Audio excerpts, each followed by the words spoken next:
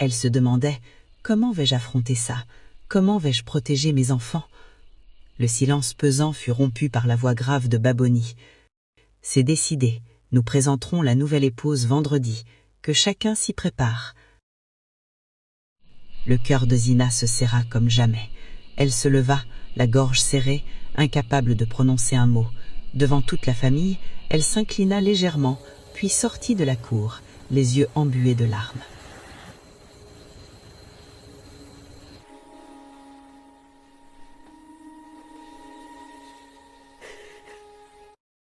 Deux jours après l'assise, ils n'ont plus parlé de ça, donc je conclus que c'était une blague, et mon mari aussi me l'avait confirmé. Mais ce matin, la femme de mon beau-frère vint encore m'appeler, et lorsque je me suis rendue là-bas, il y avait plus de monde que la dernière fois. Je me demande ce qui se passe. Plus tard, le grand-oncle commence par parler de polygamie et autres. Je regardais le grand-oncle parler en me demandant à quoi servait vraiment ma présence. Il parlait des bienfaits de la polygamie encore et encore. Peut-être qu'il veut augmenter le nombre de femmes dans cette maison, qui sait. Grand-oncle. La polygamie est une bonne chose, mais les femmes ne le savent pas. La polygamie leur permet de se reposer.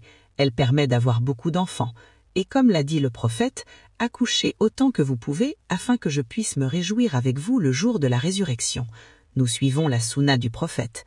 La polygamie diminue aussi le nombre de femmes qui se retrouvent célibataires. J'écoutais,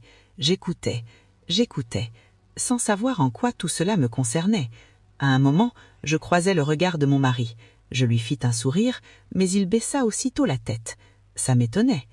Grand-oncle, avec tous ces bienfaits cités, il faut être une femme au grand cœur pour interdire à son mari de donner son nom à d'autres femmes, celles qui ne dorment pas la nuit, priant jour et nuit pour avoir un mari, même si elles subviennent déjà à leurs besoins elles-mêmes. Ces femmes pleurent dans leurs prières à chaque fois. Je commençais à perdre patience. Le temps passait et j'avais un programme chargé. Mon mari le savait pourtant. Il aurait pu m'épargner cette réunion inutile, car je dois aller chercher mes marchandises. Grand-oncle, aujourd'hui, Dieu a entendu la prière d'une d'entre elles. Si nous sommes réunis ici ce matin, c'est à la demande d'Ismaël Touret. Comme dans nos traditions et coutumes, tout commence par un sage et se termine par un sage. Je n'écoutais plus le reste de son discours. Je fixais mon mari qui avait toujours la tête baissée. « Dites-moi que ce n'est pas ce qu'à quoi je pense. N'est-ce pas lui qui m'avait dit que c'était une blague? Non, non, c'est impossible. Peut-être que j'ai mal entendu. » Grand-oncle, oui, tu as bien entendu, Zina. Nous sommes ici sous la demande de ton mari qui souhaite épouser une deuxième femme, demain. Mon cœur